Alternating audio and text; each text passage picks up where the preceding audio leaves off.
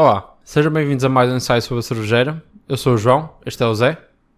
Olá. Hoje a mãe morreu, ou talvez ontem, não sei bem. Recebi um telegrama do asilo. Sua mãe falecida, enterra amanhã. Sentidos pêsames.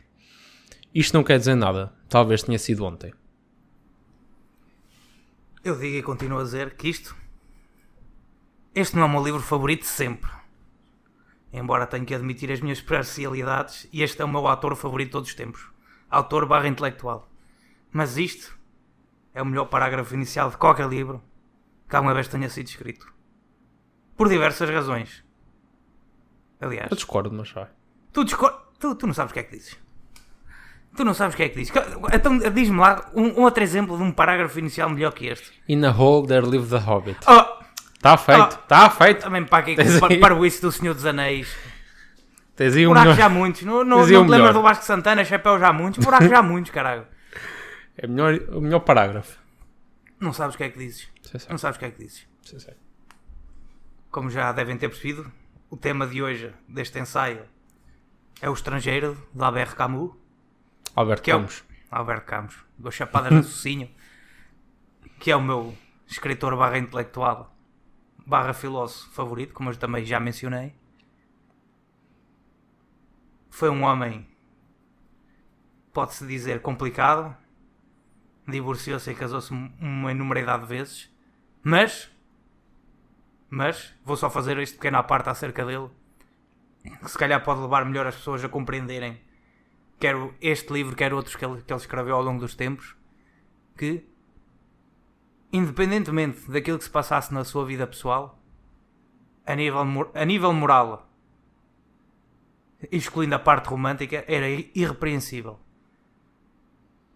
Na altura quando ele se tornou no ativo, como escritor, como jornalista, como ensaísta, como quer que seja, foi durante a Segunda Guerra Mundial, quando a França estava ocupada pelos nazis. Uhum. E ele foi editor e jornalista do jornal Combate, não sei como é que os franceses dizem, não é? Qual é a pronúncia? O Combate, que era um jornal de esquerda, não é? E, na altura em que a guerra estava a acabar, ele escreveu um artigo a dizer que a França não precisava de perdoar e de esquecer. O que precisava era de um Saint-Just. Não sei se sabes o que é que foi o Saint-Just, mas foi um dos principais instigadores durante a Revolução Francesa. Um dos principais instigadores do terror, não é? Basicamente cortar cabeças, da guilhotina. Fixe. Exatamente. E ele disse que a França o que precisava agora era disso. Essencialmente cortar a cabeça, ou de punir, de cortar a cabeça metaforicamente, ou se calhar não, a todos os colaboracionistas franceses com o regime nazi. E anos mais tarde, ele arrependeu-se dessa afirmação e veio publicamente, coisa que raramente é feita, especialmente nos dias de hoje, publicamente renunciar às suas próprias palavras e criticar-se a si próprio. Não porque alguém o obrigou, mas porque ele próprio mudou de opinião. Não foi por pressões exteriores, estrangeiras, mas porque ele próprio reconheceu o erro da sua afirmação. Ele até se tornou um ativista contra a pena da morte em geral, no mundo inteiro. Escreveu uma carta muito famosa, acho que à Rainha de Inglaterra, para perdoarem um revolucionário grego. Eu já não me lembro ao certo o contexto, porque é que esse homem era revolucionário grego. Eu já não sei, mas ele era um homem que era culpado, e mesmo assim ele escreveu uma carta independentemente disso, para não o matarem. Para o prenderem se quisessem, mas para não o matarem de forma alguma.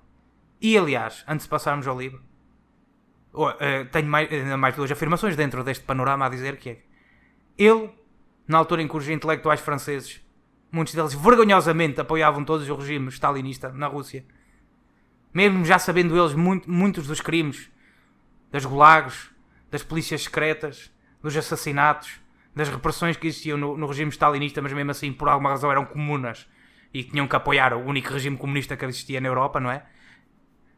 Ele foi dos poucos, se não mesmo o único, intelectual e escritor francês a repudiar o regime stalinista e o comunismo, os regimes comunistas em geral, quando toda a creme de la creme francesa, intelectual, que eram todos comunas, se viraram contra ele. O criticavam em tudo o que era jornais, em tudo o que era artigos, em livros. Mesmo assim ele manteve a sua posição. Sempre anticomunista. Escreveu um livro sobre isso.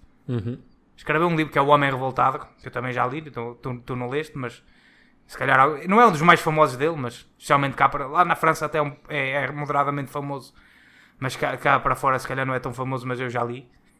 Que acho que até eu li em versão inglesa, não é? Porque foi a única versão que eu consegui arranjar. Isto é o ponto número 1. E o ponto número 2 é... Na França, nos anos 50, parece-me, houve um caso muito famoso, porque o livro dele rapidamente se tornou tipo ensino obrigatório, neste caso o estrangeiro, ensino obrigatório nas escolas francesas. Sim. E houve um caso famoso de um miúdo qualquer que matou um colega de escola, e tal como nós veremos agora quando começarmos a falar do livro propriamente dito, disse que queria imitar a personagem do livro, e por isso é que matou o colega com uma pistola. Certo? 2 miúdos adolescentes do liceu, tipo 15 anos, 16 anos. O pai da vítima escreveu uma carta ao Albert Camus a pedir-lhe para ir a tribunal, ou para escrever uma carta também direcionada ao tribunal, para dizer que não senhor, o meu livro nunca na vida obrigaria ninguém a matar ninguém, é só um livro, as pessoas fazem o que querem. E quando seria de esperar que, atendendo à maior parte dos intelectuais e dos escritores, que seria escrever, não, o meu livro não é responsável pela morte de ninguém, é só um livro, é uma história de ficção, da mesma maneira que qualquer outro livro ou qualquer outro filme sobre gangsters e sobre violência e assassinos em série não se pode dizer que seja a causa de homicídios e de assassinos em série e de gangues, porque esses já existiam antes dos livros existirem. Ainda assim Albert Camus recusou-se a escrever a carta pela simples razão de que ele não sabia se o livro dele tinha ou não causado a morte, ou tinha obrigado, ou convencido, ou instigado esse rapaz a matar o colega. Mas o que ele nunca seria capaz de fazer era estar do lado da acusação, estar do lado de quem condena, estar do lado daquele que julga o outro, seja por que razão seja. E quando eu digo julgar, é julgá-lo, condená-lo a uma pena de morte, a uma pena de prisão perpétua. E na minha opinião isto é uma integridade moral que não se encontra praticamente nos dias de hoje em qualquer área que seja. É muito, muito difícil. Porque ele verdadeiramente podia-se ter defendido, podia ter defendido o seu trabalho e o seu bom nome. Preferiu não o fazer, uma vez que fazê-lo seria em detrimento de uma outra pessoa, de um acusado. Agora podes passar ao livro. Então é assim. O livro é O Estrangeiro, L'étranger.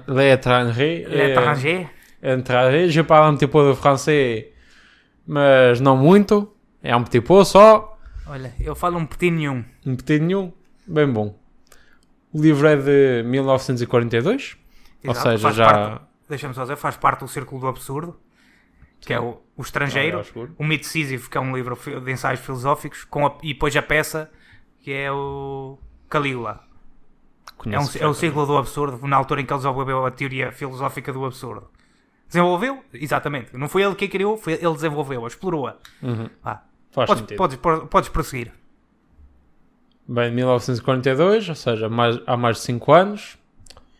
E pronto, é isso. É isso que dá para apresentar o livro. É isso. Pronto, agora passa para a história. Exatamente, agora vamos à história. Isto é, pronto, quando o livro saiu, é do Albert Camus. Albert Camus. Pronto, em francês, je parle un petit peu, e de anglais também. De Albert Camus.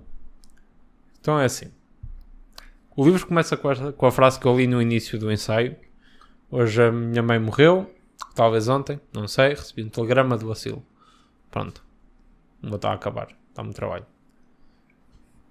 O que, isto é uma das coisas que tu até me disseste. Exatamente, que eu só para saberem, que eu dei 4 pontos, não é a frase mais importante, mas é das mais importantes. Eu dei 4 pontos aqui para explorar. Deste-me spoilers! Para quando este menino... Não dei spoilers nenhum. Para quando este menino lesse o livro, ele tinha que saber... Tinha que tomar atenção a 4 pontos importantes. O primeiro é tomar atenção à frase de entrada. Já agora, spoilers. Sim. Devia ter dito antes. Spoilers. Se viram ouviram o primeiro episódio, ou é o primeiro Há ensaio spoilers. sobre livros, já sabem que a gente vai esmiuçar a história toda, por isso. Vá. Vamos esmiuçar toda a extensão da história, mas não a história toda. Por isso, olha, se não leram, já sabem o que é que a primeira frase diz. Pronto. Já não vale a pena ler Já é o uma livro. ajuda, já não vale a pena ler o primeiro parágrafo, podem logo passar ao segundo. Passam ao segundo e está a andar. Mas onde é que é? Sim. É importante. E porquê? Sabes porquê? Eu sei porquê, diz-me tu porquê. Eu também sei porquê. Qual é a relevância desta primeira frase? Deste primeiro parágrafo? Primeiro, nota-se logo que ele está desligado Do mundo, exato. É a primeira parte. A segunda parte é que este acontecimento e o que vem a seguir, no primeiro capítulo, que é o funeral da mãe e não sei o quê, são relevantes para o resto da história, principalmente Sim. para o fim. Principalmente para o fim. E eu não quero dizer mais que isso, porque senão ia estar já a passar para o Prontos. resto. Mas é isso. É principalmente importante porque, ao contrário do que muita gente que leu este livro na altura e que se calhar o leu hoje, eu acho que há uma tendência das pessoas a pensarem que este livro, O Estrangeiro, que é acerca de um homem que é estrangeiro no mundo em que vive, Exatamente. há muita gente que tem uma certa ideia existencialista do livro. E eu não digo existencialista em maus termos porque eu considero-me um existencialista. Que tem a ideia de que este livro é um livro que retrata um homem sem ilusões, que vive sem ilusões. É um homem que, como não tem provas para acreditar em nada, à exceção daquilo que vem mesmo à frente dele, então é um homem que não acredita em nada. E é assim que o Camus escreve a personagem principal deste livro, que é o Meursault. Merci. Oui, oui. E o título é particularmente brilhante, não só porque se refere à personagem e ao mundo interno do enredo em si, o estrangeiro, Uhum. como se refere à reação também que os próprios leitores terão ao ler esta personagem. Porque eu lembro-me quando comecei a ler este livro, é um daqueles livros que eu às vezes tinha que ler certos parágrafos 2 vezes. Não porque não tivesse percebido, mas porque ficava sempre na dúvida: mas será que ele reagiu mesmo assim? Será que é mesmo assim que ele reagiu? O que é que se passa aqui? Será que eu não li alguma coisa? Mas não, ele reage mesmo assim. Ele reage de uma forma tão estrangeira à nossa forma de pensar, à nossa forma de existir no mundo, não é? Uhum. Que vem de certa de certa forma quase como uma demonstração, um exemplo de que esta ideia de que o homem é só matéria, que o homem não tem nada mais além daquilo que vê e que sente e que ouve. E quando eu digo sente, é sentir como calor, como sentires dor, como sentires calor, como sentires sem qualquer disposição moral a afetar estes sentimentos e estas percepções. Que isto é um homem que é estrangeiro a qualquer pessoa. Mesmo as próprias pessoas que na altura, na França e pelo mundo intelectual dos anos 40 e 50, que pensavam que esta era a forma mais filosoficamente correta, e neste caso eu estou a falar mais filosoficamente exata de viver. Uhum. Qualquer uma dessas pessoas ao ler este livro certamente que chegaria à conclusão de que se calhar havia qualquer coisa aqui em falta. Que esta personagem, que este Meursault, não é? Um homem que recebe a notícia de que a mãe morreu e talvez tenha sido hoje, ou se calhar foi ontem. Isto não é uma pessoa em estado de choque. Ao contrário daquilo que se calhar com uma leitura assim mais superficial se possa pensar. Isto é uma pessoa que literalmente, como a morte da mãe é uma coisa tão distante que não lhe aconteceu a ele diretamente, é quase como se fosse irrelevante. Uhum. Daí o parágrafo terminar depois do telegrama do asilo, da mãe morta, enterra amanhã sinceros sentimentos, e ele dizer: isso não quer dizer nada, e repetir: talvez tenha sido ontem. Porque esta repetição em termos temporais, porque ele dizer isso não quer dizer nada, literalmente não quer dizer nada, não é? Porque uma pessoa às vezes, isso não quer dizer nada, de certa maneira está assim a fingir que não se interessa. Sim. Agora, ele repetir o talvez tenha sido ontem, ele recalcar esta ideia de que não sabe quando é que a mãe morreu, literalmente não sabe que se foi hoje ou se foi ontem, aí sim ele consegue passar a transmitir ao leitor a sua completa insignificância, a completa insignificância deste acontecimento da mãe ter morrido. Uhum. Pode seguir. Depois ele vai ao funeral, não é? Era para onde ia passar. Antes disso, para dar aqui uma pequena explicação, ele tinha posto a mãe num asilo, já não sei em que cidade que era, não era uma cidade, era numa aldeia. Porque isto passa-se tudo na Argélia. Isto passa-se tudo na Argélia, que foi, o Camus é um francês argelino, porque Sim. na altura a Argélia era uma colónia da França, não era um território subjugado da França. E todas as histórias deles são escritas passam sempre na Argélia. E normalmente sempre em cidades fictícias, baseadas nasquelas cidades onde ele cresceu ou que visitou na Argélia. Ele só foi para a França já adulto, já depois ele formou-se numa universidade argelina até. Nem sequer chegou a estudar na França como a maior parte dos intelectuais que iam estudar para Paris ou para Lyon ou qualquer coisa. Paris. Ele foi mesmo formado numa pequena universidade argelina, da cidade onde ele vivia, até porque ele era pobre. Porque o pai dele morreu quando ele era um garoto. Neste caso o Camus não é personagem. A mãe dele era tipo, era quase deficiente, era praticamente deficiente mental. Não era tipo, era uma mulher a dias que tinha um vocabulário equivalente a quase a uma criança de 8, 9 anos, tipo, pouco mais do que 1000 palavras saberia dizer-se tantas. Ouvia mal, era meia surda, era mesmo. E daí é um bocado estranho daí ter saído o que na minha opinião é um gigante intelectual e cultural, mas de uma mãe que era praticamente, era analfabeta, não sabia ler nem escrever, não é? Mas pronto, esta história, pronto, só para completar aquilo que estavas a dizer, passa-se na Argélia, em cidade fictícia. Esta cidade acho que não existe. Pelo menos de tudo o que eu tenho visto, nunca vi que qualquer cidade em que se passam as histórias deles, que as cidades existam. Também já não me lembro de nome, por isso não vou estar a dizer. Ele tem a mãe no asilo e a mãe morre lá, não é? Sim, porque a mãe era como a mãe do Camus, também estava deficiente e incapacitada. Sim, e ele disse que nesse caso, a mãe já da não personagem tinha nada para dizer um ao outro. Exatamente, não conseguia já falar com a mãe. Que ela basicamente se ia aborrecer. E isso bem, que era como o Meursault não consegue falar com a mãe, é como se a mãe fosse irrelevante, não é? Sim. Porque ele não consegue interagir diretamente com ela. Ou seja, que não há aqui nenhum valor transcendente, um valor subjacente daquilo que é a ligação entre mãe e filho, a partir do momento em que ele, no mundo físico, naquele mundo palpável que ele consegue sentir e ver no imediato, que ele consiga interagir com a mãe, então é como se a mãe já não fosse mãe dele, como se a mãe já não existisse sequer. O que se vai ligar outra vez à frase inicial, não é? Pois, que não interessa, não sabe quando é que foi. Pronto. O que acontece? Ele chega lá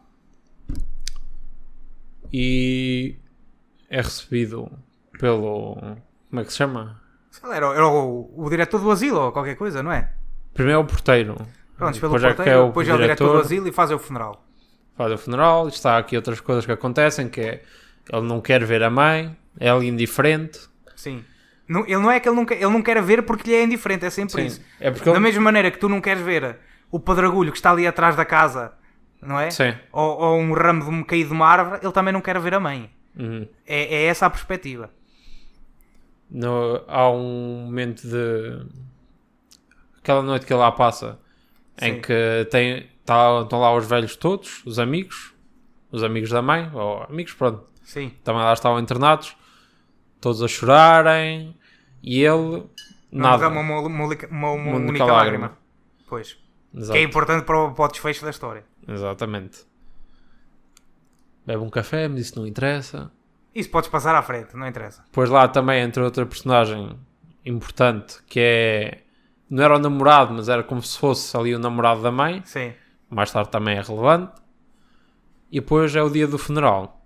É de manhã, eles simplesmente tomam um banho, vão, está calor, está sol, que é importante também. A presença do sol é constante. Está muito sol, muito calor. Ele vai atrás do carro, sempre, mas sem reação nenhuma. Simplesmente vai ali, porque é uma obrigação, basicamente. Exato. Ele sente que é uma obrigação. Não. É pior do que uma obrigação ainda. É pior do que uma obrigação. Ele quase que faz o que faz, de ir no funeral, só para que não o chateiem, que é diferente. Pois. E quando eu digo, é mais do que não o chateiem, para que não o estranhem. É diferente de ser uma obrigação.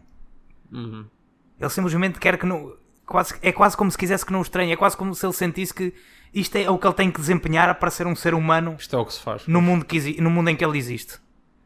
Mas claro que as reações físicas e emocionais ele nunca na vida as consegue demonstrar, não é? Pois.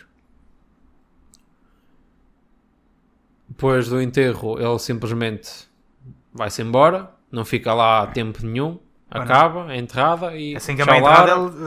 assim que acabam de tapar o buraco, ele vai-se embora. Tchau, Lara, vamos voltar para a cidade. Chega à cidade, encontra... É Maria, não é? É Maria? Também já não me lembro. Acho que é amante Maria. dele. Que ele trabalha, Sim. ele trabalha num banco, não é?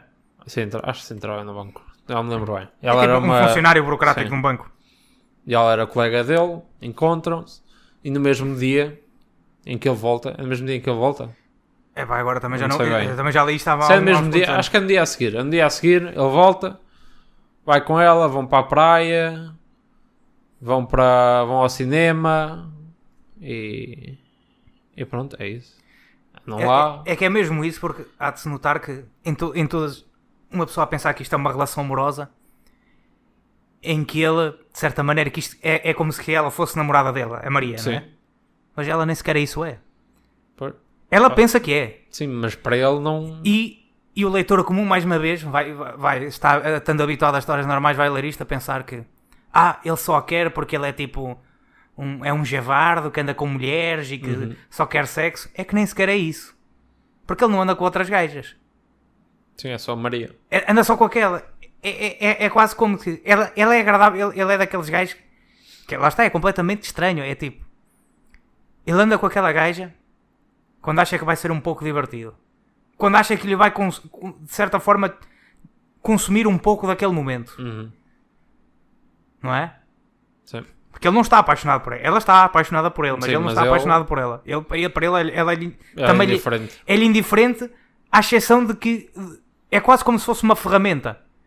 Sim. É que nem sequer é do ponto de vista de ser uma ferramenta de uso sexual, é mais uma ferramenta de relação pessoal. É uma ferramenta de, bem, eu tenho que passar este tempo, é melhor passá-lo a divertir-me com ela, o tempo quase como se passasse mais rápido, não é? E de forma mais agradável a divertir-me com ela do que ficar em casa a ler o jornal. É literalmente assim.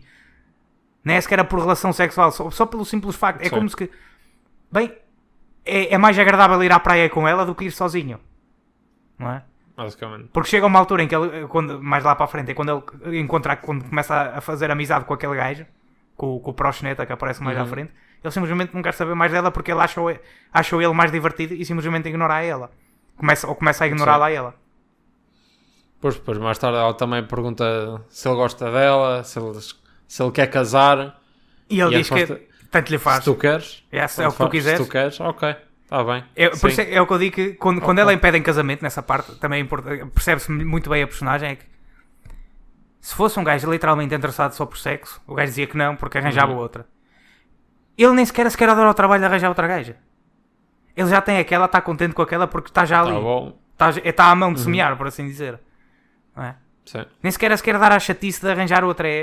Olha, eu caso-me se tu te quiseres casar. É literalmente, é isso que é preciso para tu ficares aqui à mão de semear. Queres É casar? isso, tá Então bem. caso-me. A mim Tá não me bom. faz diferença nenhuma se me casar contigo, bem. não me casar. Só preciso amanhã divorcio-me e estou igual. Porque a mentalidade é literalmente esta. Eu posso me casar hoje e divorcio-me daqui a uma semana. Eu continuo igual. Tu se calhar choras, mas eu fico igual. A mim não me faz diferença nenhuma. Não é? Por isso, se é o que tu queres é casar, a gente casa-se. Olha, pronto, casamos lá. Mas pronto, continua à frente, continua após essa descrição dos dias dele com a Maria. Sim. Depois, já me lembro bem, mas sei que ele conhece o... Conhece não, ele tem dois vizinhos, não é? Exatamente. Tem um que é um velho, que tem um cão que também já está velho, está acabado. Depois tem outro vizinho que é o Raimundo. Eu também já não lembro como é que ele se chama, mas Estou-me a esquecer dos nomes todos. é o Raimon. É Raimon. É o Raimundo e o da casa da praia, mas lá à frente é outra coisa. É o Mason, é isso. Tu ok. leste Raimundo? Raimundo, por acaso já não era lembro. português. Raimon, porque é em francês, é Raimon.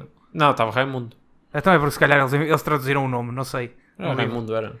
Pronto, é o Raimon. Maria também devia ser Maria, devia ser Marie. Oh, pois, se calhar. Também já não, é capaz de ser Marie. Marie e ali era Maria.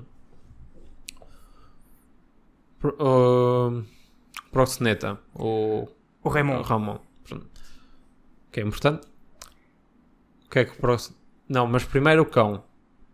O velho do cão. que acontece com o velho do cão? Comperte-se. Sim, o cão perde-se. Comperte-se e ele também... Anda à procura do cão anda à e o procura velho. do cão, sim. Mas isso ao longo do livro, todas essas personagens são personagens que existem para demonstrar O cão estrangeiro ele é. o quão estrangeiro ele é. Porque a ligação entre o velho do cão, porque esse velho, o cão é tudo o que ele tem. Sim. Embora dele dizer que odeia o cão Ele- e bate ao cão Sim, e odeia, mas é isso que é importante. Mas para, ele para tu demonstrar. adora o cão. Uma das coisas que o Camus faz de forma brilhante é: tens uma personagem, que é esse velho, que bate e que odeia o cão. Uhum. E mais uma vez eu te digo, o leitor comum fica a pensar. O leitor normalmente. Uma visão. Eu nem estou a dizer o leitor comum, mas quer dizer, uma visão superficial diz-nos: ele odeia o cão, é um velho mau e não sei o quê. Mas a parte importante é demonstrar-te que esse próprio velho é um ser humano e não um estrangeiro. Porque mesmo esse velho, que pode odiar o cão, pelo simples facto de lhe bater e de o odiar, ao mesmo tempo desenvolve uma relação de amor com o cão. Ou seja que não pode haver uma relação, de certa forma, de ódio sem haver algo que nos liga ao objeto do nosso ódio. Coisa que o Meursault não tem com nada. Meursault não ama e ao mesmo tempo o Meursault também não odeia. Da mesma maneira que ele não ama a namorada, também é incapaz de sentir ódio pelo que quer que seja. Uhum. Daí ele reagir de forma tão indiferente ao velho que bate no cão, que espanca o cão e quando perde o cão fica completamente maluco por ter perdido o único amigo dele. Sim. Que aparentemente espancava e batia. E isto é muito inteligente no livro, que é para mostrar a um leitor que, mesmo esta personagem que nos parece má, que é o velho que espanca um animal indefeso, que é um cão que é leal pelo simples facto de existir, não é? É leal ao dono, não é? Que nos parece a nós uma personagem detestável, é ainda assim mais fácil de empatizarmos com ele, com o velho que espanca o cão e depois quando o cão desaparece fica maluco por ter perdido o cão, do que com o Meursault, que, como eu já disse, não odeia, mas também não ama. Isso sim é que nos é verdadeiramente alienígena. O ódio faz parte de todos nós, é relacionável. Da mesma forma como é o amor. Agora a indiferença pura. Não é uma indiferença fingida que às vezes nós temos de eu quero lá saber. Não. É uma diferença visceral, é uma diferença automática, que não precisa de vontade, é uma diferença que simplesmente existe dentro de uma pessoa, é completamente alienígena, acho eu, a qual a maioria dos seres humanos. Daí a personagem do velho do cão que lhe bate e que ao mesmo tempo que ama o cão. Mas todos os dias ele tinha culpa pomada, porque o cão estava cheio de crostas e não Exatamente. sei o quê. E batia-lhe. E batia-lhe, ele gostava do cão, mas odiava-o. E acaba aí a história do velho. Do velho com o cão, sim. Depois o velho também aparece mais à frente, porque o vai defender, não sei o quê. Depois, Raimundo, que é importante. O Raimundo é o que? É um proxeneta. É um proxeneta. É um proxeneta, caralho. Proxeneta, sei lá. É um chulo. É um pimp. É um pimp. É um pimp. O que interessa é que ele é um pimp. E quando eu digo pimp é mesmo pimp. Tipo, Um tem pimp é um prostitutas pimp, a sim. trabalhar para ele. Basicamente. É o sentido Uma literal da delas, palavra. uma delas é uma árabe. Uma rapariga árabe. E esta também tem uma espanhola ou não? Não Olha que sei. agora já não me lembro. Não, mas sim, a rapariga árabe é mais importante. É mais tens razão. importante. É por causa disto. Tem uma rapariga árabe que Que é namorada dele, que é supostamente. namorada dele, É sim. namorada dele e ao mesmo tempo é prostituta dele. Não faz sentido, mas pronto. são Não faz pormenores. sentido. Olha, não, isso acontece muito no mundo. Desculpa, isso acontece muito. possível. Muitas prostitutas começam por ser namoradas do chulo. E depois é que passam a prostitutas. Não, sim, Isso acontece muito. não sei. Ele bate-lhe. Depois... Primeiro bate-lhe, depois é que pede para escrever a carta. Já não me recordo. Primeiro bate-lhe, Mas ele está depois tem um constantemente problema. a bater-lhe. Sim. E depois é também, lá está, mais uma vez, é uma demonstração de uma relação de amor-ódio. Uhum. Digas isso, depois vens nisto. Ele bate-lhe, depois pede. Ele quer-lhe escrever uma carta, mas não sabe o que fazer, então pede a. Sim, depois Ao ele Meursault. bate-lhe primeiro. Sim. E depois quer-lhe escrever uma carta a pedir desculpas e a proclamar o amor dele por ela. Exato. Por ela, pela namorada barra prostituta. E pede ajuda Ao Meursault. ao Meursault, porque Meursault. é um homem letrado, não é? Sim. Trabalha num banco. De certa forma, hoje parece um trabalho assim um pouco coisa, mas na altura era assim um trabalho já mais para intelectuais, especialmente num mundo daqueles, que essencialmente era um mundo de uma colónia pobre, não é? Não sei. Pede para escrever a carta, ele escreve a carta. Escreve uma carta de forma completamente diferente, mais uma vez. É aquela carta que a única coisa que ele toma atenção, e também nisto a carta é importante, é porque ele toma atenção puramente à forma da escrita, não é? Neste Sim. caso, à forma, e nunca ao conteúdo em si. A forma para ele é o mais importante quando escreve. Não sei. Por conteúdo ele também está-se. Para ele o conteúdo é indiferente. O conteúdo que ele escreve é o conteúdo Sim. que ele acha que o outro quer. Que outros querem. Para ele, neste caso, é importante para perceber que para o Meursault o mais importante é sempre a forma e nunca o conteúdo. Uhum. Porque é só isso que ele compreende. Ele só compreende formas. Sim. Ele nunca compreende conteúdos. Compreende sempre formas só. E não é por ser superficial, é porque para ele literalmente a única coisa que ele vê é formas, logo a única coisa que ele compreende é formas. Formas. Ele depois na carta pede para ela ir ter com ele. Sim. Sim. Ela recebe a carta, vai ter com ele. Com e ele mais quem? Com o Raimundo. Raimundo. Raimundo. É Raimundo, Raimundo. está em português. Está bem, pronto. Mas diz com quem é que é. Não estás a dizer Raimundo que vai ter com ele? vai ter com ele. Com o Raimundo. Vai ter com O o Meursault Raimundo. escreve uma carta a pedir lá para a mulher árabe e ter com o Raimundo. Exato. Foi o que eu disse. Ela chega lá e o que é que acontece? É espancada mais uma vez. Pois, porque é o que o Raimundo faz. Porque é um homem violento. É um chulo. É um Não chulo. é? Um pimp. Mas o que é importante nessa parte é o facto de estar lá o Morreu. O Meursault está lá. Eu não sei Ele está em casa dele com a Maria. Sim, mas está a ouvir. Sim. Está com a namorada dele a ouvir e a namorada preocupa-se. Não é? Sim. Ou seja, eles são vizinhos, vivem um à frente do outro. O Raymond está a espancar a namorada dele, barra a prostituta dele, barra a mulher árabe, no apartamento com uma porta à frente. Que é do outro lado, literalmente, não é? Do lado Sim. oposto do corredor. Lado oposto, quer dizer... Pronto, já é 2 passos de distância. E isto é de lembrar que estes apartamentos, como são descritos no livro, não são os apartamentos que nós temos hoje, que é um T3 mobilado. Isto eram literalmente uns apartamentos que eram uma sala e uma casa de banho. O Raimundo não. O Meursault vivia só no quarto. Pois é um quarto com uma casa... Nem sei se tem casa de banho. Acho que é um quarto com uma casa... É o que eu estou a dizer. Quando eu digo uma sala com uma casa de banho, é um quarto com uma casa de banho. Uhum. Não é um apartamento que... a minha mulher está... a mulher do meu vizinho está a ser espancada, mas eu estou aqui tipo no meu quarto, que é o de entrada, sala, corredor e quarto. Não, é literalmente... Ele está ao pé da porta. Está a 3 ou 4 passos da porta a ouvir a outra a ser espancada. E que ele... Sim. E é nessa altura em que a namorada começa a ficar preocupada e ele começa a ficar chateado com ela. Porque a namorada está a ouvir do outro lado, essencialmente, uma cena de pancadaria de violência doméstica. E ele começa a ficar chateado por ela estar a ficar chateada com aquilo. Em vez de estar preocupada, da mesma maneira que o Meursault está preocupado com aquilo que vê diretamente à frente dele, ela não está preocupada com aquilo. Logo, aqui começa, é uma das partes em que é mais evidente o como ele é estrangeiro do mundo normal e da pessoa normal. Porque ele não consegue perceber porque é que a namorada está tão preocupada com uma coisa que está lá tão longe que não afeta a ela diretamente de forma alguma. Porque o Meursault até conhece lá o proxeneta e a prostituta, mas a namorada dele nem os conhece de lado nenhum. Não é? Porque é que ela está tão preocupada quando ele, que até os conhece, não quer saber nada daquilo. Uhum. E é aí que ele começa a ficar um pouco desgostado dela. Da Marie. Marie. Da Maria, vá. É Maria, está em português. Isso é tudo português, é o Alberto Camus. Exatamente. É chamado à polícia. Se não me Exatamente. engano, a polícia não faz nada. Porque isto Sei também lá. é um pouco... Ele leva a mulher e depois... leva a mulher Faz nada. por prostituição, mas depois também soltam, e a ele não lhe fazem nada. Pronto, lá está, tempos antigos em que a violência Sim. doméstica não é o que é hoje.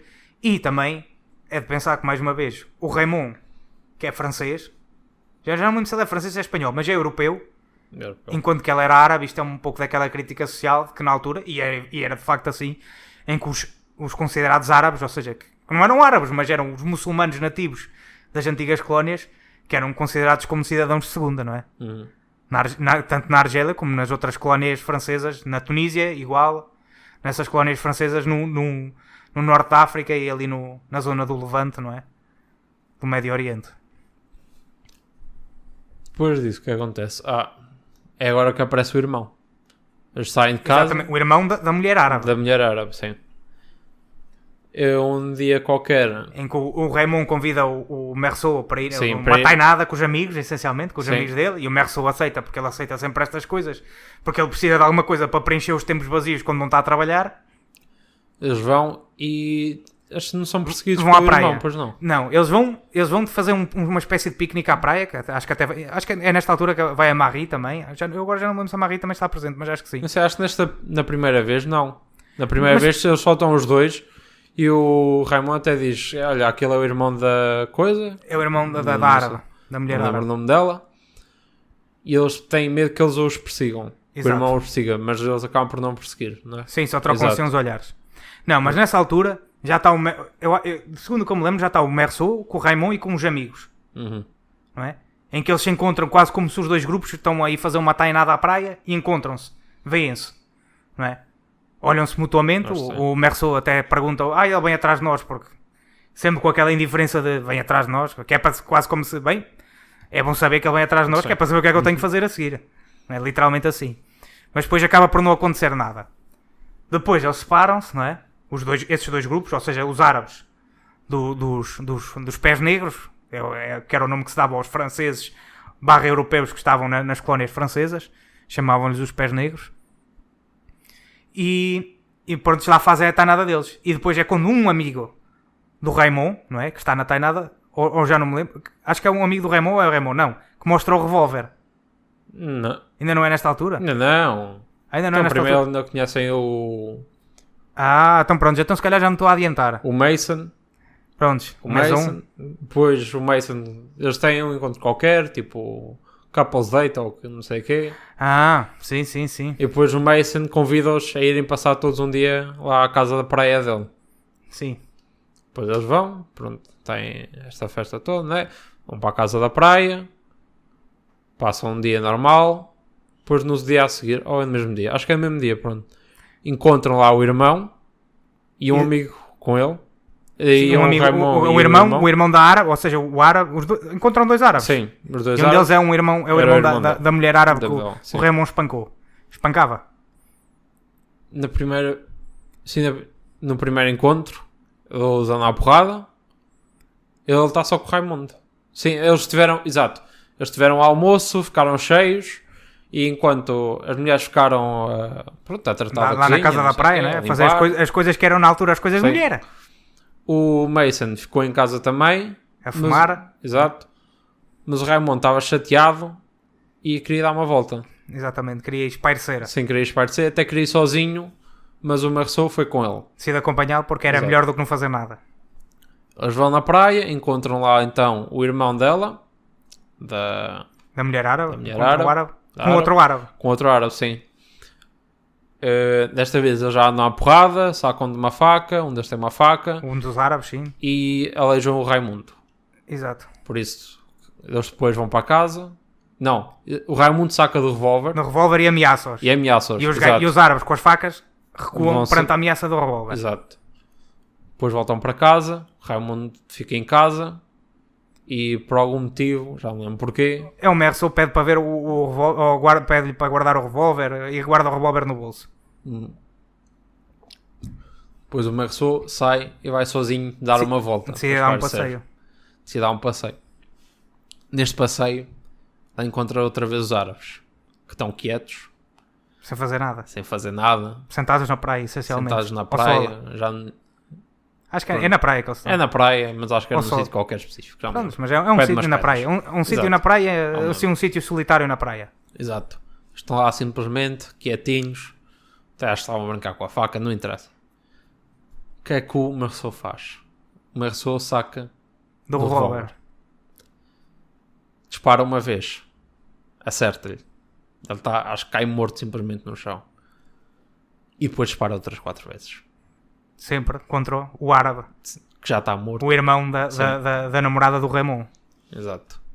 E agora? Porquê é que ele o matou? Isto aqui é o fim do capítulo. Exatamente, é o fim da primeira parte. Então, o livro está dividido em 2 partes. Exato. E isto é uma parte... Eu fiz sabes porque é que eu te fiz esta pergunta que eu disse? Porquê é que o Merceau matou o árabe? Eu não sei se ainda hoje é, mas durante décadas isto era uma pergunta que saía na França, saía em todos os testes de francês quando era dada esta obra, porque isto era ensino obrigatório. Em todos os testes de francês saía esta pergunta: porquê é que o Merceau matou o árabe? E claro que a resposta óbvia, qualquer pessoa que leia o livro, e que é uma resposta que é impossível de considerar incorreta, é que o Merceau matou o árabe por causa do sol. Aliás, foi ele que disse isso até. O próprio Ele Merceau diz, diz isso, exato. sim. Matou o árabe por causa do sol. E é o que todos os alunos na França, todos os meninos, respondiam, especialmente aqueles que não estudavam, que era o mais fácil dizer. Porque é que o Por causa Merceau do sol. matou o árabe por causa do sol. Está certo. Deixa-me dar uma descrição assim um pouco mais pormenorizada da cena. Quando o Merceau encontra o árabe, eles ficam assim um pouco parados. E ele imediatamente nota que está um sol abrasador. Inicialmente parece que é por medo ou por alguma espécie de medo. Embora isso seja completamente contraditório à personagem do Merceau de fazer o que é que seja por causa de medo. Ele saca do revólver e aponta ao árabe. Os dois árabes ficam petrificados, simplesmente. Não reagem a nada. E de repente o Merceau começa a notar, começa a sentir que está um sol simplesmente tórrido. E o que ele nota principalmente é o reluzir do sol na arma. Está um sol tão abrasador que ele parece quase que não consegue respirar. Ele é quase como se ele olhasse para o céu e a única coisa que existisse era o amarelo do sol e não houvesse azul. Nada mais existe além do sol e nada mais existe além do brilho da arma dele. Ele chega a um certo momento em que ele deixa de ver o árabe. Só vê aquele reluzir da arma. Sente primeiro o sol fresco, o sol quente, abrasador no corpo, e depois a sensação mais fresca do metal do revólver. E então dispara e prime o gatilho. E quando ele prime o gatilho, é quase como se aquele reluzir do revólver o deixasse completamente cego. Como se ele nem sequer visse para que é que estava a disparar. Aquele reluzir era quase como se fosse um feixe. Assim, um feixe luminoso que lhe um laser que transmite a informação diretamente para o cérebro dele e que o obriga a disparar o gatilho, a oprimir o gatilho e a disparar o revólver contra o árabe. E claro, quando ele dispara o primeiro, depois dispara os outros 4 logo de seguida. Tem uma breve pausa. Não há uma pausa entre o primeiro Há uma e os breve pausa 4. entre o primeiro disparo e depois descarrega o resto do tambor do revólver. Porquê é que ele matou o árabe? Há várias respostas. Sol. A primeira resposta, que é por causa do sol, é mais profunda do que aquilo que a maior parte das pessoas pensa. Porque não sei se lembra, mas... Diz? O que aconteceu aqui? Não interessa. Já está bom. No início da história, Sim, no funeral, o sol é o mesmo. exatamente, o sol é o mesmo. E nesse dia ele também não estava... Ele próprio, vá. Tá bem. Ele nunca está ele próprio. Exato. Mas o sol é o mesmo. É mais importante do que aquilo que tu pensas do sol ser o mesmo. Mas isso, eu em relação ao sol, mais abrangentemente eu vou falar no fim. Mas muita gente diz que ele matou o árabe porque é o Camus a fazer uma certa espécie de uma crítica ao racismo que existia na altura na Argélia. Não é? Porque o Camus, ao contrário da maior parte dos outros franceses, que também foi uma razão pela qual ele foi muito criticado, era um defensor dos direitos dos árabes. Neste caso é árabes entre aspas, porque eles não eram árabes, eram muçulmanos na Argélia, nativos da Argélia. Embora ele fosse um defensor dos direitos dos árabes, porque ele queria a igualdade entre os franceses e estes entre aspas, árabes, mas ele nunca foi a favor propriamente dita, da independência na Argélia. O que ele queria era que os árabes fossem tratados como se fossem cidadãos franceses, ou franceses, não franceses, mas desta magna França, como qualquer outro cidadão que fosse proveniente do continente europeu. Não é? Há esse ponto de vista, que isto é uma crítica e que o Merceau matou o árabe por racismo, que eu acho que é, para mim, na minha opinião, quando vendo a personagem do Merceau, é absurdo. O Merceau nunca faz as coisas por razão dessas. Para ele é completamente indiferente. Por vingança, talvez, para ajudar o amigo. Mas também... Mais uma vez, também não faz muito sentido de acordo com a personalidade do Merceau. Há uma resposta que se calhar é mais credível, que é porque ele queria simplesmente saber o que era aquilo. Ele que é estrangeiro a tudo, ele que não consegue sentir nenhuma emoção forte em relação a nada, poderia ter simplesmente sentia ali alguma coisa. Que, bem, deixa-me experimentar matar um homem, pode ser que isto que seja isto, que de certa forma me relaciona mais com o mundo normal das pessoas que sentem tudo. Uma vez que ele sente nada. Percepciona tudo, mas sente nada. Essa também é uma solução. A outra solução do Sol é quase como, neste caso o Sol, fosse uma força opressiva. Uma força opressiva quase como que Deus.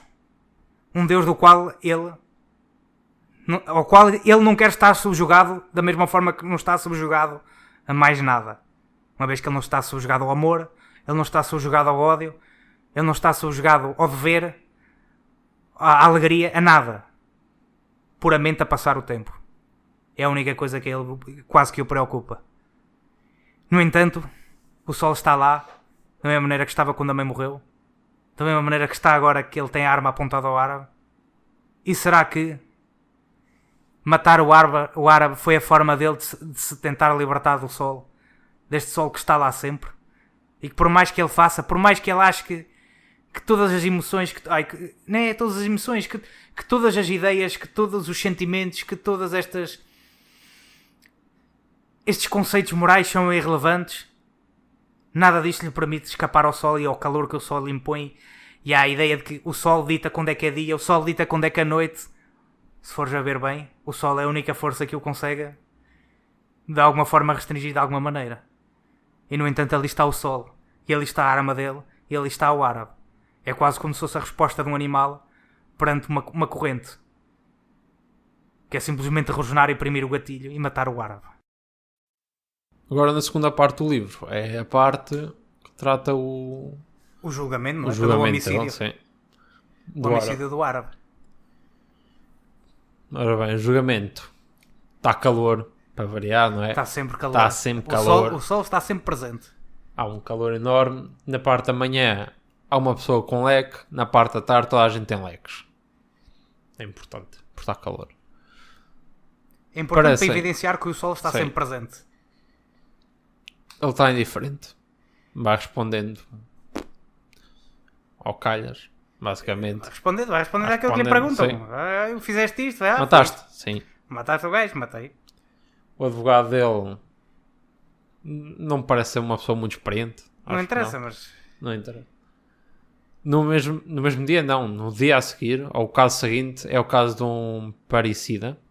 Um gajo que matou um pai, sim. Exatamente, matou o pai. Por isso aquilo está repleto de jornalistas. Está jornalistas de todo lado. O banco do réu. Do réu? É o banco do réu? Não. O banco do réu não está lá sentado. Plateia. Assistência, a plateia. A plateia está cheia de jornalistas. E há um jornalista também que basicamente está a fazer pouco dele. Sim. Está... Não sei. Está a gozar com o facto de ele ser um estrangeiro. Sim. É só aquele. Não interessa. Depois aparecem as personagens que falámos antes. As personagens ao longo da história, sim. Aparecem. Estão lá para o defender. Algumas defendem. Algumas defendem. Acho que é o Raimundo. É o Raimundo que quer continuar a falar, não é? Há uma que quer continuar a falar. Dizem para ele sair, mas ele quer continuar a falar e a defendê-lo.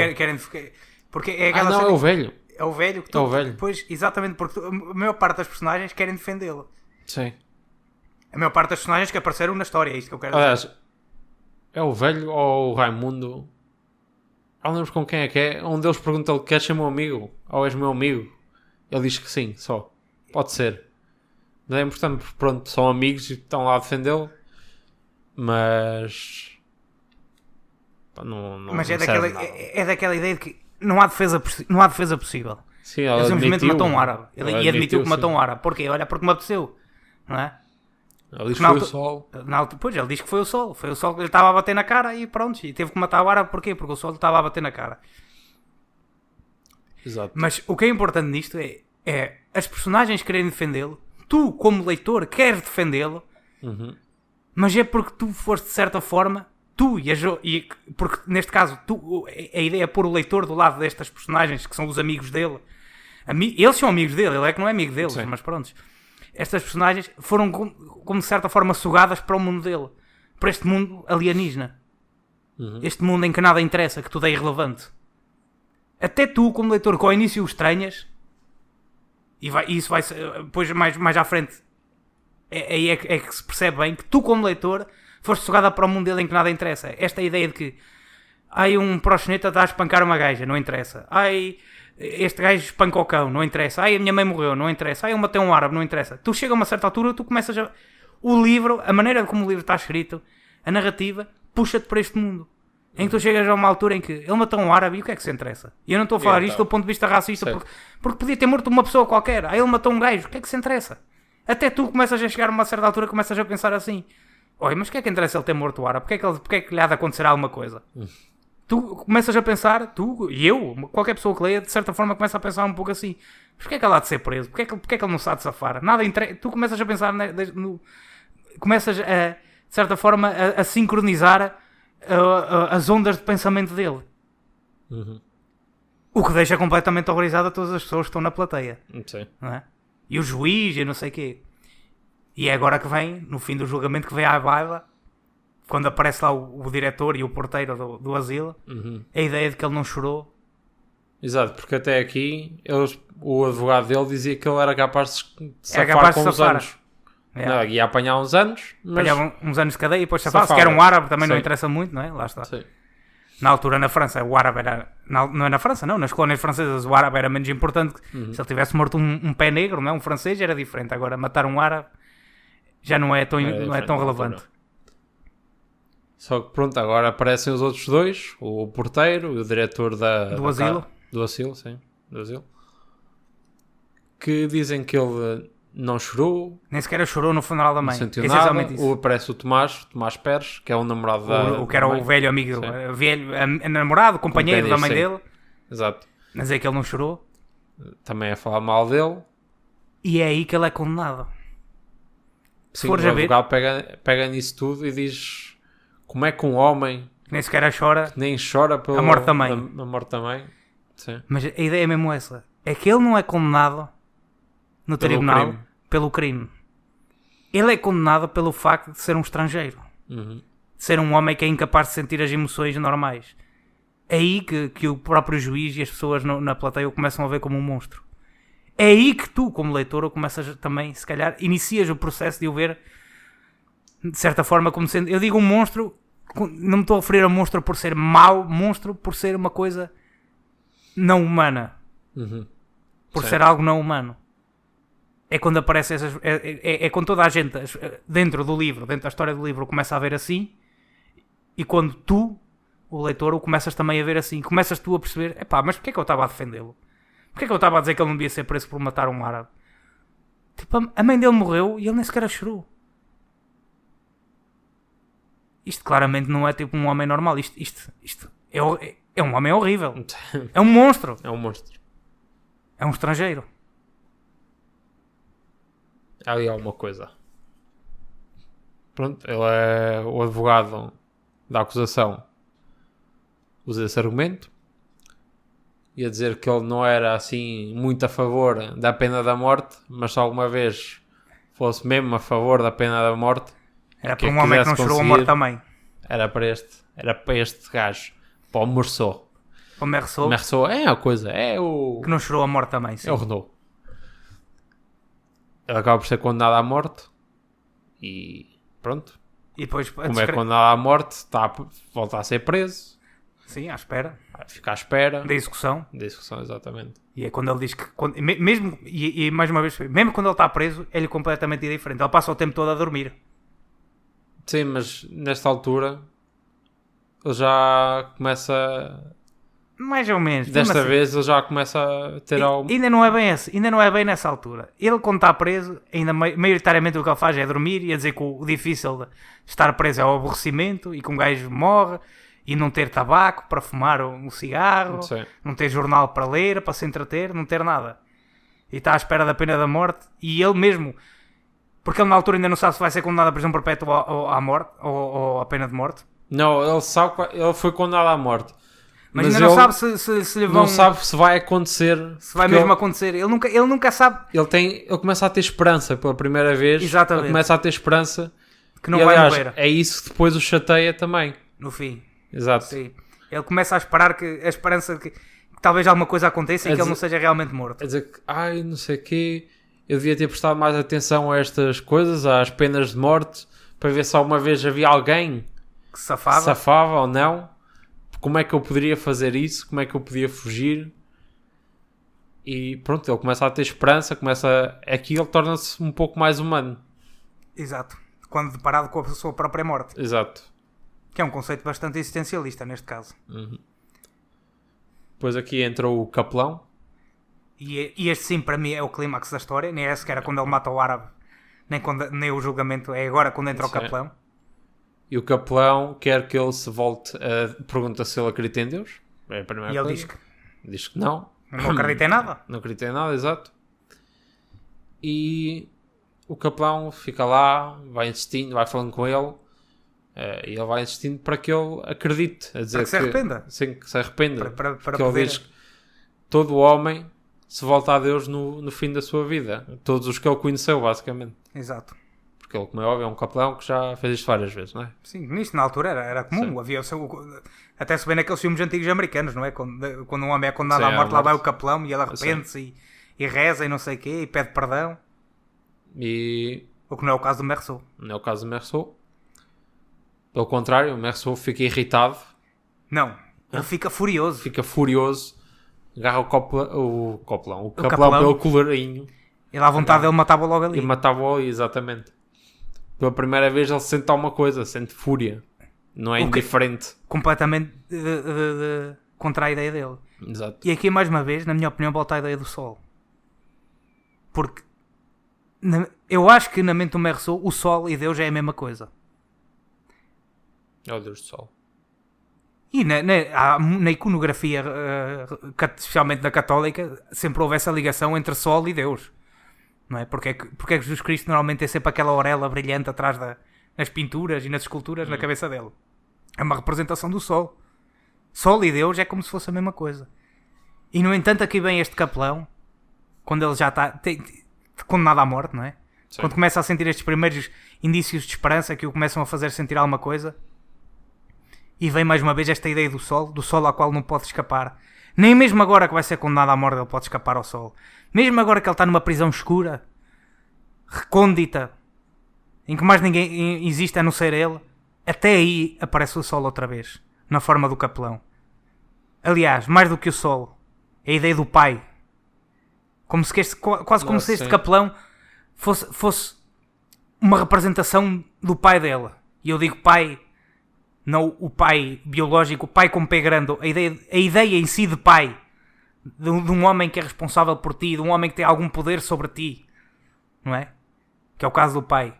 E não estou a dizer um poder meramente opressivo, mas pode ser um poder benéfico, não é? Um poder de guiar, o poder de ajudar, mas é um poder sobre ele. Uhum. E neste momento o capelão representa isso tudo aquilo que de certa forma está acima dele, tudo aquilo que de certa forma rege a vida dele contra a vontade dele, que influencia a vida dele, que manipula a vida dele, que conduz a vida dele e não há nada que ele possa fazer. Da mesma maneira que o Sol está sempre lá. Há sempre o Sol, seja na forma, mesmo quando ele está dentro do edifício, há o calor que as pessoas têm que usar o leque, é o Sol. Quando a mãe morreu, o Sol. Quando ele matou o árabe, porquê? Por causa do Sol. Quando ele está preso, condenado à morte, aparece o capelão, e o capelão é como se fosse o Sol, mais uma vez. Independentemente daquilo que ele faça e de onde ele esteja, o Sol nunca está ausente. Há sempre algo acima dele. E é por isso que ele no fim, na minha opinião, isto é a minha interpretação, claro, Uhum. ele se revolta de tal forma contra o capelão. Porque de maneira alguma, nem mesmo matando o árabe, nem mesmo ele sendo indiferente a tudo e a todos, ele se consegue escapar do Sol. É por causa disso que ele se revolta contra o árabe, contra o capelão, neste caso, na minha opinião. É por causa disso que o capelão lhe é tão irritante, tão ofensivo, e ele tem que o tirar dali o mais rápido possível.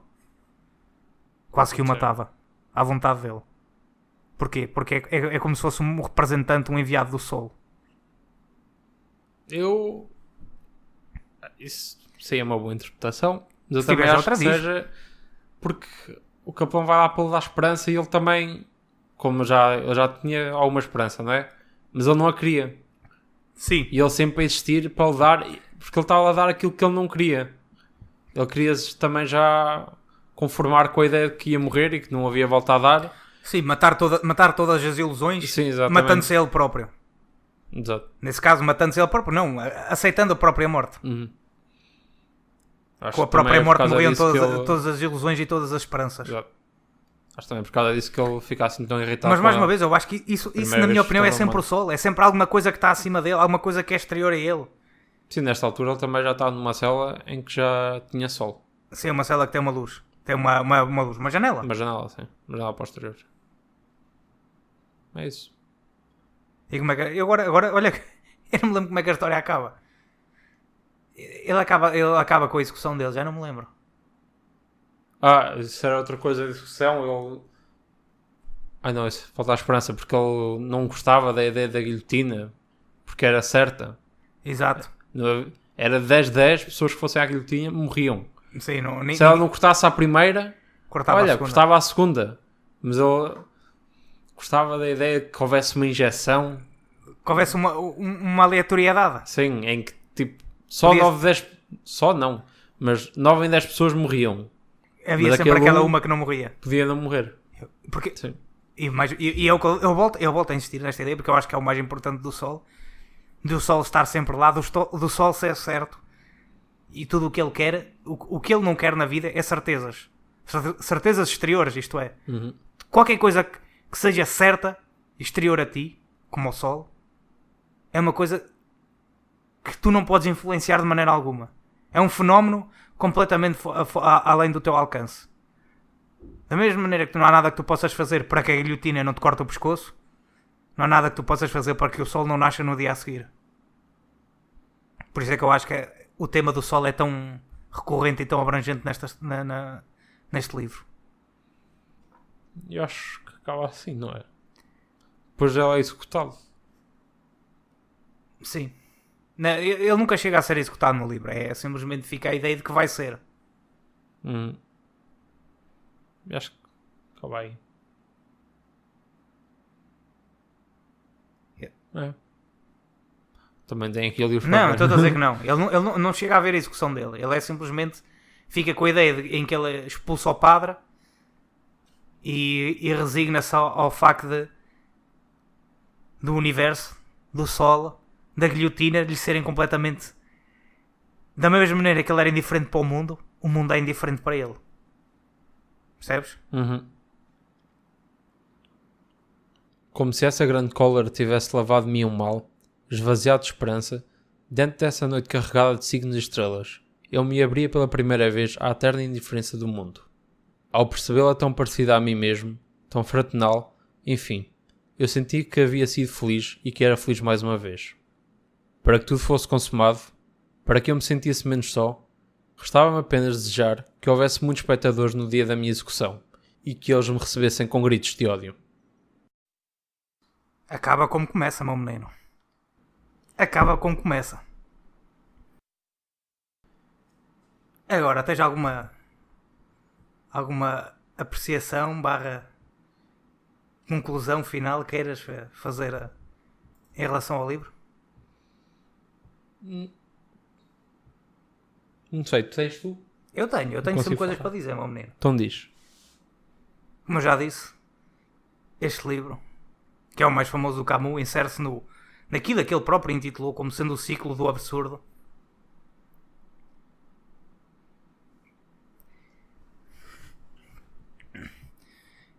Neste ciclo ele tentou explorar, quer filosoficamente, quer em termos de ficção, explorar esta ideia do absurdo, esta ideia de que o universo é indiferente ao ser humano e que o ser humano de certa forma é indiferente ao universo. Não é? Existe uma tensão entre os dois, entre o ser humano e o universo, sendo que a esse universo pertencem as próprias outras pessoas que não tu, certo? Também elas fazem parte do universo e também elas estão, cada uma individualmente em tensão, ou sentem esta constante tensão com o universo. No entanto,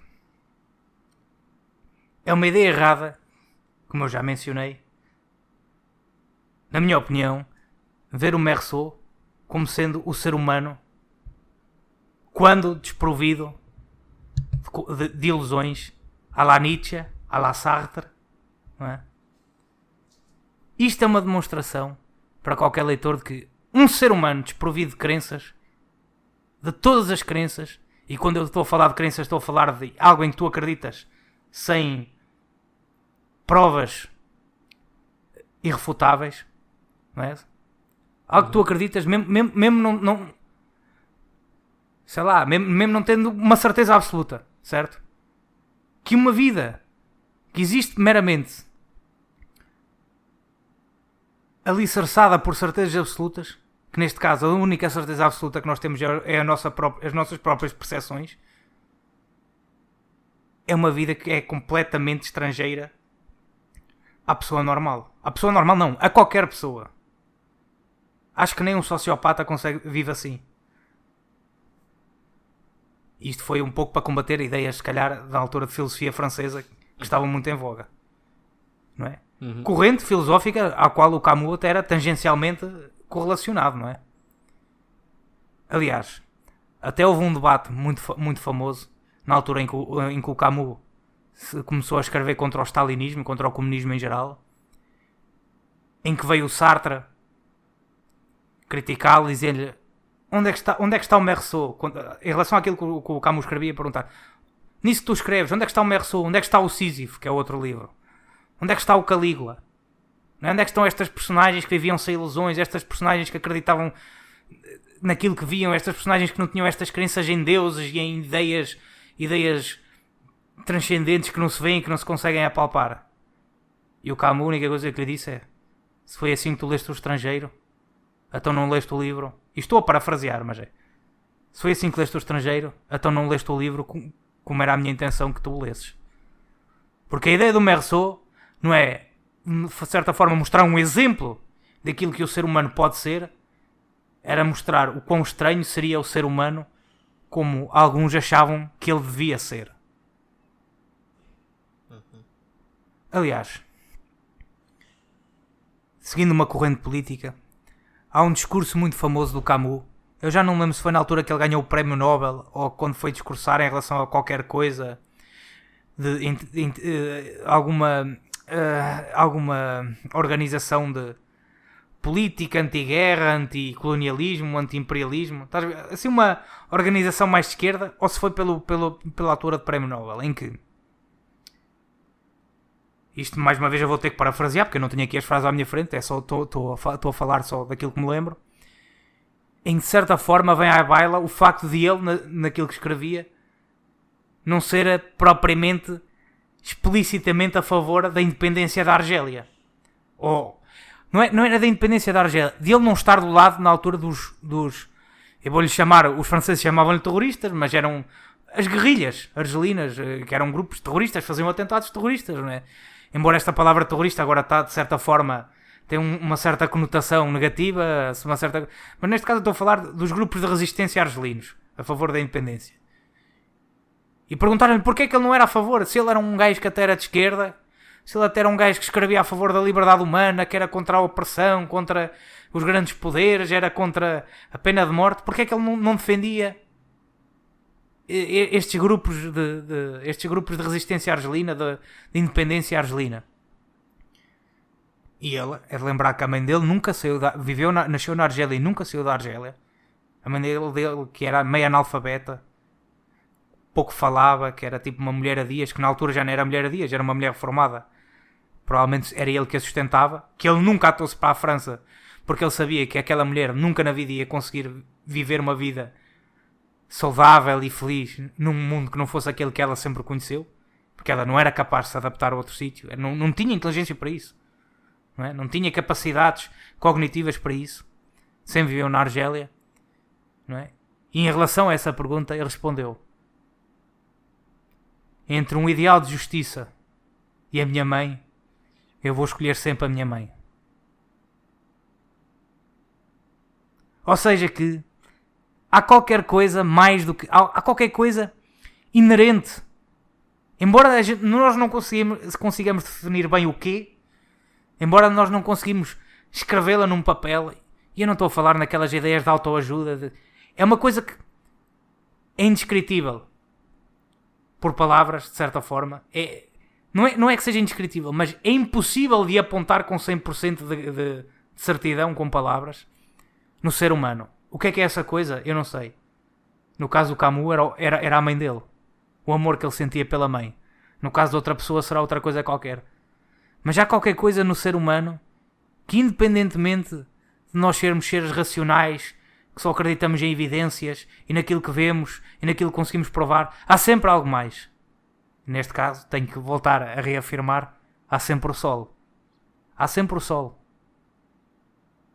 E para o Camus havia sempre o amor que ele sentia pela mãe, e não havia justiça, não havia prova científica, não havia nada que lhe pudesse, de certa forma, fazer esquecer o amor que ele sentia pela mãe dele.